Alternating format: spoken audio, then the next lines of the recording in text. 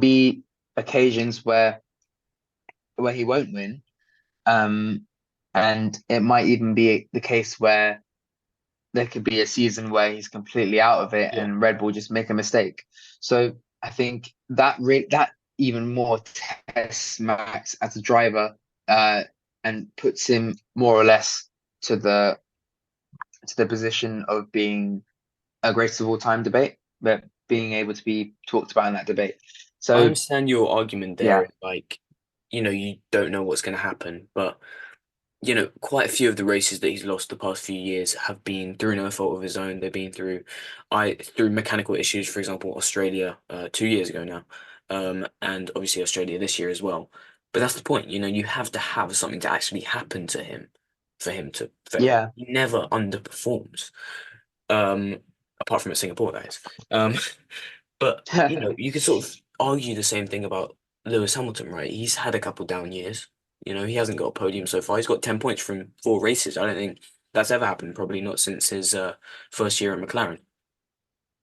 Does that call into question yeah. him as a GOAT? I don't think so. So I don't know. What do you think about that? Have these past 3 years where he's been sort of slightly on a slightly on a cool down lap, let's say, have they called into question his GOAT status as well? That's an interesting point. I'd like to say if you look at the other driver who is talked about in this debate, Michael Schumacher, if you look at his Yeah, career, I think Lewis Hamilton is sort of in the Mercedes, yeah, the Michael Schumacher's Mercedes era. I yeah. think he signed back in 2010. 2010, I believe, and left in 2012. And I think from now, and I think maybe the Ferrari era for Lewis Hamilton might potentially be that the equivalent of a Mercedes Michael Schumacher. I think um, after 2005 or 2006, I'd like to say, Hmm. after his last win, he went on that decline, Yeah. and I think people don't consider that when talking about the GOAT debate.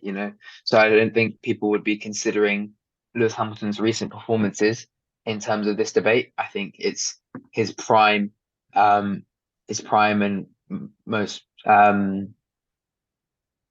how do you say, well, his best performances, his Mhm. prime and best performances. I think that's what is considered in the debate. Yeah. And I think it's inevitable for every driver to have that sort of downward spiral. Like we saw it with Michael Schumacher, Yeah, and we do. who's to say we can't see it with Lewis Hamilton. Do you think that, if Lewis turns it around now, goes to Ferrari, has an absolute blinder, wins the world championship, does that put the GOAT debate to bed forever? That is very interesting as well. So I keep using the There's same an words. example that I always think about in terms of GOATs of the sport. Like, Muhammad Ali, right? He came back from his stint in jail because he didn't want to fight in Vietnam and came back and won. Tom Brady, right, in American football, left the Pats, joined the Tampa Bay Buccaneers, led them to a Super Bowl in the COVID-stricken year. You know, the, I think in order to have a real greatest of all time, you need to show that you can go through bad stints. You're not just riding off the coattails of your own success, basically, and that you can, put it back and you can, I guess, prove people wrong. I think that's what a true greatest does. Um, in my opinion. What do you think about that, Amish? Yeah, I can see where you're coming from there. I think it takes more than a period of success to prove that you're the greatest. I think if Lewis Hamilton does go to Ferrari and win the championship, it will be amazing. It'll be uh, well, I think it will be one of the greatest things we'll ever see in F1.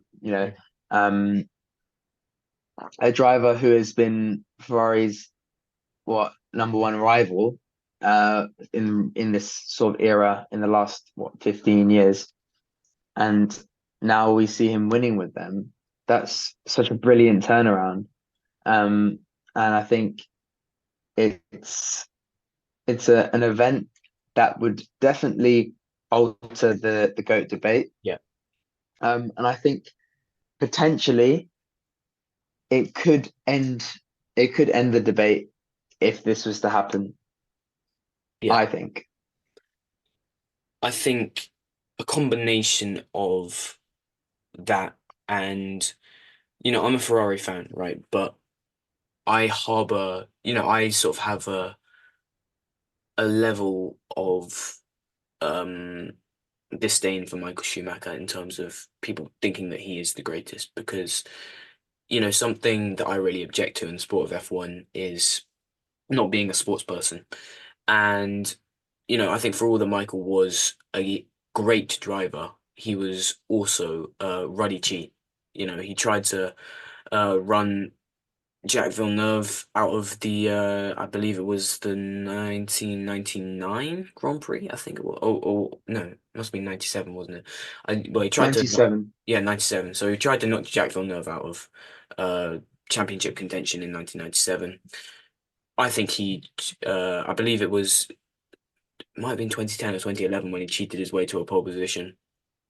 Um, and just, obviously he was dominant, right, in the early 2000s, but he couldn't, he couldn't, even though he was given a sort of middling car, right? I think the greatest makes a middling car look like the greatest car. And I just don't know how much he actually deserves that title. Sure, he has the most, or he had the most wins of all time. Sure, he had the most world championships of all time. But to what extent that's due to his package, the package that he has, I'm not sure. And for someone like Max Verstappen, who essentially for even the years where Red Bull was clear number two car, like just thinking back to his first Red Bull start, Spain 2016, took the win, right? Even though those two Mercs were knocked out because of that incident, he made it work, right? But I don't know if you can count Michael Schumacher in that.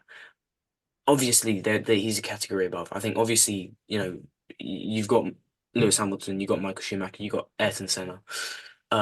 You've even got, some drivers from the early era like Juan Manuel Fangio, Jack Brabham, just in that league above everyone else.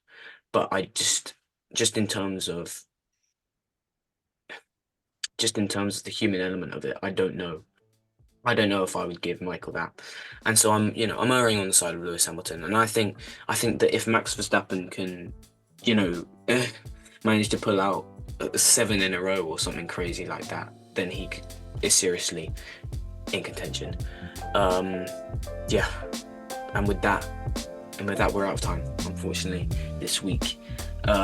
Yes, thank you very much for listening to F1 Isn't Real. Join us next time for our Chinese Grand Prix preview episode. Thank you, Amesh, for listening to my ramblings. As always, it's been lovely to have you on the pod, as ever.